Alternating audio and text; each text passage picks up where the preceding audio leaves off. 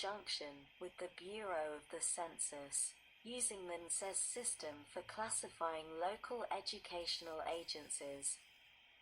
D. Competitive criteria. The competitive criteria used by the Secretary shall include the following. 1. The fiscal capacity of the eligible entity to meet the needs for improvements of school facilities without assistance under this section, including the ability of the eligible entity to raise funds through the use of local bonding capacity, and otherwise. 2. The likelihood that the local educational agency, or eligible entity will maintain, in good condition, any facility whose improvement is assisted. 3. The potential energy efficiency and safety benefits from the proposed energy improvements. Applications. To be eligible to receive a grant under this section, an applicant must submit to the Secretary an application that includes each of the following. 1. A needs assessment of the current condition of the school and facilities that are to receive the energy improvements. 2. A draft work plan of what the applicant hopes to achieve at the school, and a description of the energy improvements to be carried out. 3. A description of the applicant's capacity to provide services and comprehensive support to make the energy improvements. 4. An assessment of the applicant's expected needs for operation and maintenance training funds, and a plan for use of those funds, if any. 5. An assessment of the expected energy efficiency and safety benefits of the energy improvements. 6. The cost estimate of the proposed energy improvements. 7. An identification of other resources that are available to carry out the activities for which funds are requested under this section, including the availability of utility programs and public benefit funds. F. The use of grant amounts. 1. In general, the recipient of a grant under this section shall use the grant amounts only to make the energy improvements contemplated in the application, subject to the other provisions of this subsection. 2. Operation and maintenance training. The recipient may use up to 5% for operation and maintenance training for energy efficiency and renewable energy improvements, such as maintenance staff and teacher training, education, and preventative maintenance training. 3. The audit. The recipient may use funds for a third-party investigation and analysis for energy improvements, such as energy audits and existing building commissioning. 4. Continuing education. The recipient may use up to 1% of the grant amounts to develop a continuing education curriculum relating to energy improvements. G. Contracting requirements. 1. Davis-Bacon. Any laborer or mechanic employed by any contractor or subcontractor in the performance of work on any energy improvements funded by a grant under this section shall be paid wages at rates not less than those prevailing on similar construction in the locality, as determined by the Secretary of Labor under Subchapter IV of Chapter 31 of Title 40. United States Code, commonly referred to as the Davis-Bacon Act. 2. Competition.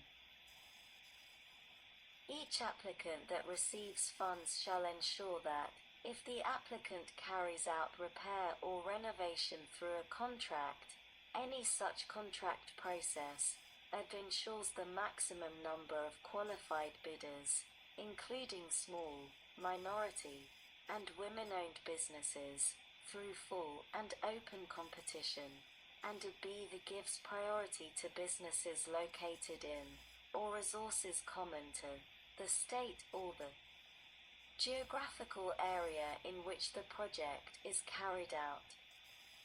H. Reporting. Each recipient of a grant under this section shall submit to the Secretary, at such time as the Secretary may require, a report describing the use of such funds for energy improvements, the estimated cost savings realized by those energy improvements, the results of any audit, the use of any utility programs and public benefit funds, and the use of performance tracking for energy improvements such as the Department of Energy, Energy Star program, or LEED for existing buildings. I. Best practices. The Secretary shall develop and publish guidelines and best practices for activities carried out under this section. J. The authorization of appropriations. There is authorized to be appropriated to carry out this section $100 million for each of fiscal years 2021 through 2025. Part 4 National Institute of Standards and Technology Sec. 1132. Research for Effectiveness and Standards. The Director of the National Institute of Standards and Technology shall 1. Collect data following wildfires in the wildland-urban interface related to the influence of building materials on structural fires and how wind, terrain, and moisture affect wildland fires, and 2. Contribute to the scientific basis for analyzing economic outcomes of wildland-urban interface fire mitigation by conducting research on and developing metrics for the relative contribution of moisture, weather, terrain, and infrastructure, B. The losses and erosion of the forest floor resulting from wildfires in the wildland-urban interface, and C. The performance of current designs, materials, and technologies used for residential structures. 2. Public and federal government buildings. 3. Electric grid infrastructure. And 4. The other critical infrastructure. Subtitle B. Industrial efficiency and Competitiveness Part 1 Manufacturing Energy Efficiency Sec. 1201. Purposes.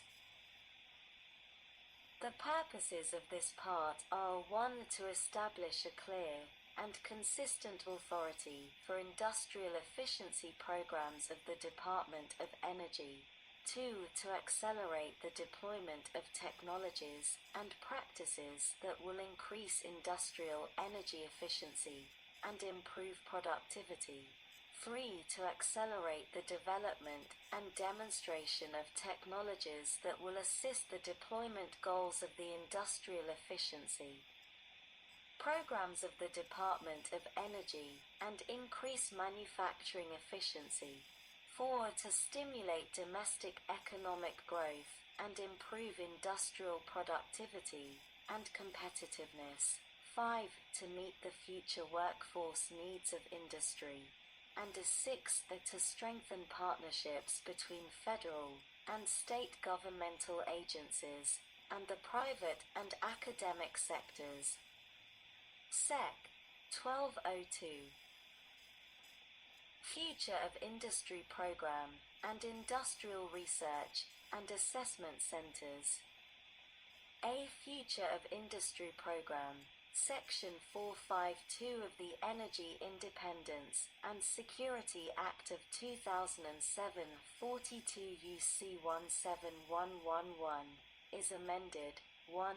By striking the section heading and inserting the following: Future of Industry Program. 2.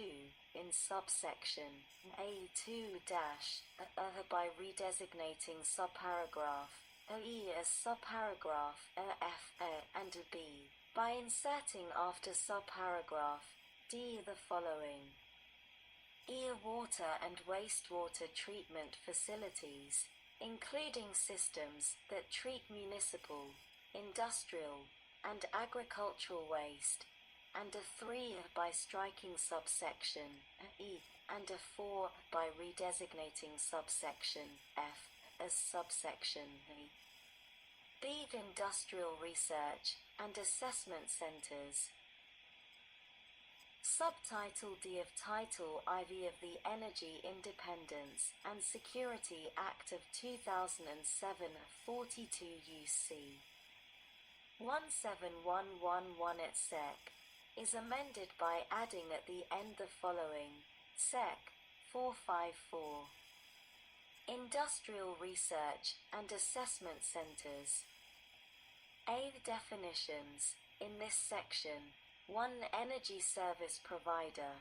The term energy service provider means that any business providing technology or services to improve the energy efficiency, water efficiency, power factor, or load management of a manufacturing site or other industrial process in an energy-intensive industry, as defined in Section 452A and B. Any utility operating under a utility energy service project. 2. Industrial Research and Assessment Center. The term Industrial Research and Assessment Center means of an institution of higher education-based industrial research and assessment center that is funded by the Secretary under subsection B, and B. An industrial research and assessment center at a trade school, community college, or union training program that is funded by the Secretary under subsection F. Big institution of higher education-based industrial research and assessment centers. A 1. In general, the Secretary shall provide funding to institution of higher education-based industrial research and assessment centers. 2. Purpose. The purpose of each institution of higher education-based industrial research and assessment center shall be to identify opportunities for optimizing energy efficiency and environmental performance, including implementation of smart manufacturing, 2. Energy management systems, 3. Sustainable manufacturing, and 4. Information technology advancements for supply chain analysis, logistics, system monitoring, industrial and manufacturing processes, and other purposes.